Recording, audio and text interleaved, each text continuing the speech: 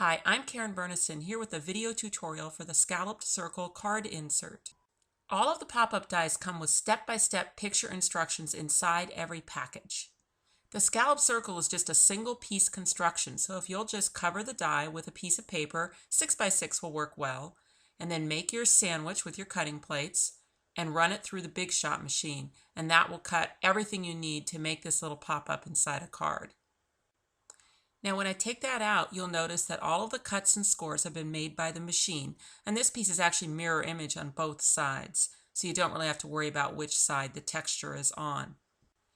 First, just start folding ever so slightly in the center just so you can identify where those tiers are.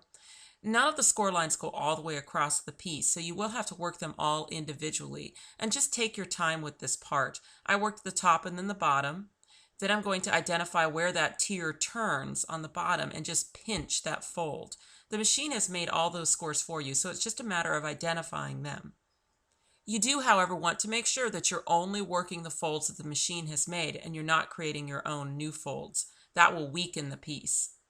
So once you've identified those two tiers, then your next step is just to fold it flat. However, you do want to be pulling those tiers forward as you go, training them to fold in one piece and to make sure that they fold to their full extended position. Now, once you've trained it once, you've trained it. It's really ready to go. Now that piece can be put inside any size card, A2 or larger, and then whatever you put on those tiers is going to pop up. Now to add it inside the card, you'll just turn it over and use adhesive on the back, avoiding all the pop-up areas. Since there is such a large area that gets stuck down, a tape runner will probably do it. You won't have to use anything stronger than that, as long as you're going to cover most of the flat area with that adhesive, so it has plenty to keep it stuck inside the card.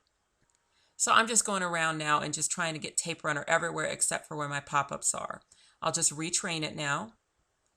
And now that's sticky all over the back of that scalloped circle, and so I will just line up the fold of the circle inside the fold of the card.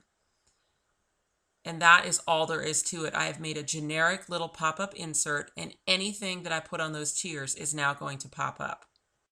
I've got some new accessory Sizzix sets that go with the pop-up dies, and this time I'm going to use Celebrate. It has this balloon that's in two pieces, and I'm going to take the one that has the slot up the middle, add a little glue dot behind the stem, and then press it up on that tall tier as high as I can get it so that that entire slot is higher than the pop-up tier.